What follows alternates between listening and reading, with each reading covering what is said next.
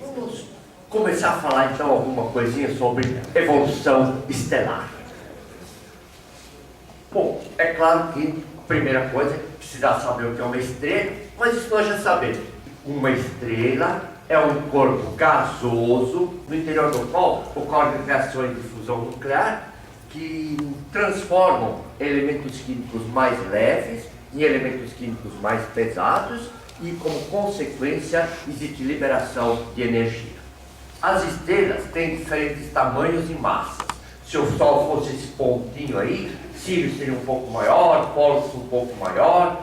Vimos que as cores estavam associadas com a temperatura. Estrelas mais frias eram vermelhas, estrelas mais quentes eram mais azuladas. E aí nós vimos então que existiam estrelas bem maiores do que o Sol. No caso, por exemplo, Antares. Antares é aquela estrela que estava entre Marte e Saturno.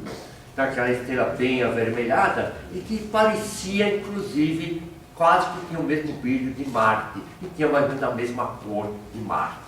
Tá?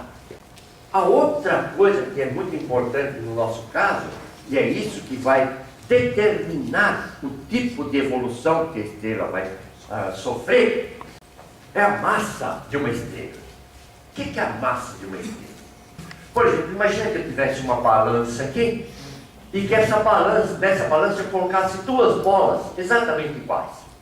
Duas bolas de futebol iguais. Percebe que a balança ia ficar equilibrada. Se em um dos pratos eu substituísse aquela bola de futebol por uma bola de madeira, essa bola de madeira iria fazer com que houvesse um desequilíbrio. A barra da balança ia ficar para baixo aqui no lugar onde a bola é de madeira. Se eu substituísse ainda aquela bola agora por uma bola de ferro, essa inclinação da barra seria ainda maior. E é isso que nós chamamos de massa, ou isso é uma medida da massa. A gente compara qual é a massa, ou quanto a balança fica desequilibrada com um corpo com relação a um corpo tomado como padrão. Há uma outra definição de massa, né, que é a definição que normalmente a gente utiliza em física, é medida da dificuldade que um corpo impõe à mudança do seu estado de repouso ou de movimento. Quer dizer, quanto maior a massa de um corpo, tanto mais difícil é de lançar esse corpo embora, ou mais difícil de fazer parar esse corpo. Tem uma outra definição que os químicos utilizam muito e que, no caso deles, funciona sempre perfeitamente. É o seguinte, então: a massa representa a quantidade de matéria que compõe o corpo. Quando a gente está falando em coisas onde as velocidades envolvidas são pequenas, essa definição está ótima. Mas em física, quando a gente está trabalhando com velocidades muito grandes, isso significa velocidades com uma fração razoável da fração da velocidade da luz, então a massa do corpo não é constante. Isso é uma das fórmulas lá da teoria da relatividade. Quanto maior a velocidade com que um corpo se desloca, tanto maior é a sua massa, mas a quantidade de matéria que forma continua a mesma. Então, por isso que, do ponto de vista de física, a gente não pode adotar aquele uso corriqueiro que o pessoal de química faz, que a massa representa a quantidade de matéria do corpo. E as estrelas são classificadas segundo a massa, e a gente costuma tomar como padrão o Sol. E a gente diz que uma estrelinha pode ser uma estrela magrinha, a gente costuma chamar de peso leve, uma estrela peso médio, então uma estrela mais gordinha, e uma estrela peso pesado, uma estrela obesa. Outra vez, por exemplo, que coloquei a palavra peso, entre aspas, né? Uma vez que uma estrela não tem peso. Lembra que para ter peso, um corpo tem que estar nas proximidades de um campo gravitacional. Bom, a estrela está sozinha lá, não tem peso nenhum. Eu deveria ter colocado assim: massa leve, massa média, massa pesada. Só que nem sempre a gente gosta muito disso, então eu fiz a comparação com aquilo que todo mundo conhece, né? Mas não esqueça que quando vocês vão se pesar na balança lá da farmácia, vocês não estão se pesando coisa nenhuma, vocês estão se massando, tá? Eles estão medindo a massa e não o peso. Tá? O que é uma estrela considerada magrinha? É aquela cuja massa varia de 1/10 da massa do Sol até umas 4 massas solares. Então, desde 1/10 até 4 massas solares. Uma estrela peso médio é aquela que vai desde 4 massas solares a 8 massas solares, esses valores são aproximados. E uma estrela muito gordinha é aquela que vai de 8 para cima, aí não tem limite. Então vamos ver o que é o nascimento, vida e morte de uma estrela. Uma estrela não é um corpo vivo, uma estrela é um corpo inanimado. Então não tem sentido em falar nascimento, vida e morte. Mas bom, essa estrela de alguma forma, em algum momento, ela se forma. Então eu estou chamando essa formação da estrela como nascimento. Essa estrela, com o passar do tempo, sofre uma evolução. Essa evolução eu estou chamando de vida. E vai chegar uma hora em que aquela estrela vai deixar de ser uma estrela. E é isso que eu estou chamando de morte da estrela. Aparentemente, todas as estrelas nascem democraticamente iguais. E como é que elas nascem? Elas nascem a partir de uma nebulosa de gás, que por algum processo que nós vamos ver, sofre um processo de contração e começa então a formar uma bola. Essa nebulosa dá origem então a 3, aquilo que a gente chama de protoestrelas. Elas não têm ainda a reação de fusão nuclear, então ainda não é uma estrela, é uma protoestrela. Então elas são uma protoestrela peso leve, peso pesado. Quando se forma essa protoestrela, aí por algum motivo, que nós vamos ver depois qual, começam as reações de fusão nuclear no interior daquela bola de gás. A gente diz que nasceu a estrela. Então, uma estrela nasce a partir do instante em que começam a ocorrer as reações de fusão nuclear no seu interior. Exatamente por causa dessas suas diferentes massas, elas podem tomar 3 linhas evolutivas diferentes. Uma estrela peso leve, como é o caso do Sol, uma estrela peso leve vai evoluir como o Sol evoluiu.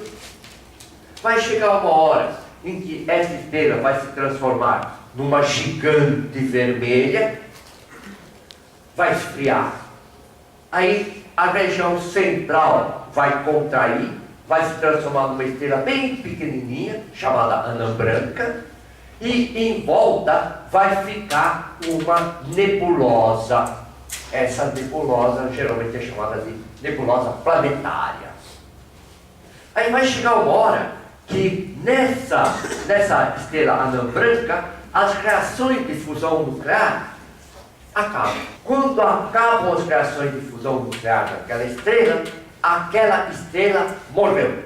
Uma estrela nasce quando começam suas reações de fusão nuclear no seu interior. E uma estrela morre quando acabam as reações de fusão nuclear.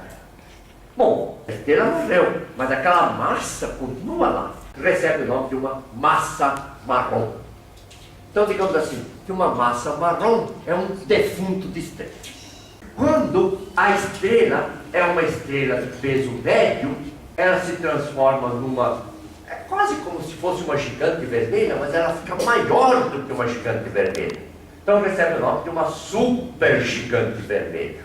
E nesse caso, ela pode ainda sofrer um processo de contração, depois ela expande, depois ela contrai. Então ela passa por diversos processos, ela se transforma numa supergigante vermelha. Aí quando ela chega nessa fase, é que ela pode evoluir de 2 maneiras diferentes. Se essa estrela gordinha conseguir fazer uma espécie de dieta de perda de massa, lembra que o Sol perdia cerca de 1 milhão de toneladas por segundo de matéria através do vento solar? não deixa de ser uma dieta. Se essa estrela conseguir fazer uma dieta com perda de massa direitinho, ela vai acabar morrendo com vai chegar numa estrela de nêutrons, uma estrela muito pequenininha, com a massa muito concentrada. Nós vamos ver como vai ser. E aí, os restinhos das reações de fusão nuclear acabam e a estrela então morre e sobra também massa para se a estrela não fizer esse tipo de perda de massa bem organizada, num determinado instante, essa estrela sofre um colapso cardíaco imediato e morre de uma hora assim. É quando então a estrela explode. Então a estrela explode, dando origem a uma supernova. Uma estrela supernova é uma estrela que acabou de explodir. Quando essa estrela explode, o que sobra geralmente são os gases resultantes da explosão, e a gente costuma dizer que é uma nebulosa remanescente de uma supernova. Quando a estrela tem uma massa muito grande, bom, ela se transforma lá numa supergigante vermelha, só que aí o processo passa a ser muito drástico. A estrela começa a contrair, e dentro daquilo que nós conhecemos hoje, não há nada que consiga parar aquela contração. A gigante vermelha acaba contraindo por alguma coisa pelo menos teoricamente infinitamente pequena. Então eu vou ter uma massa muito grande concentrada numa região muito pequenininha, da qual nada vai conseguir escapar, sequer a luz, e a gente diz então que se forma um buraco negro. E aí fala, quem vem a pergunta, e depois do buraco negro? Aqui está a resposta. Ponto de interrogação. Muitas vezes, essa estrela supernova que explode, ela explode na sua parte externa. E a parte interna, ela se mantém coesa e muito coesa. Então, ela pode se transformar ou numa estrela de nêutrons, ou eventualmente o resto de uma supernova pode se transformar num buraco negro. Nós falamos aqui das estrelas que têm massa entre 1/10 da massa solar e 4 massas solares. E bom, aqui não tem limite.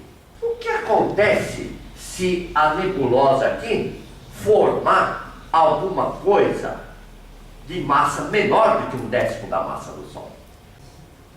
Quando eu tenho um corpo muito pequenininho, no interior daquela massa gasosa, não vamos conseguir pressão e temperatura suficientes para que as reações de fusão nuclear comecem.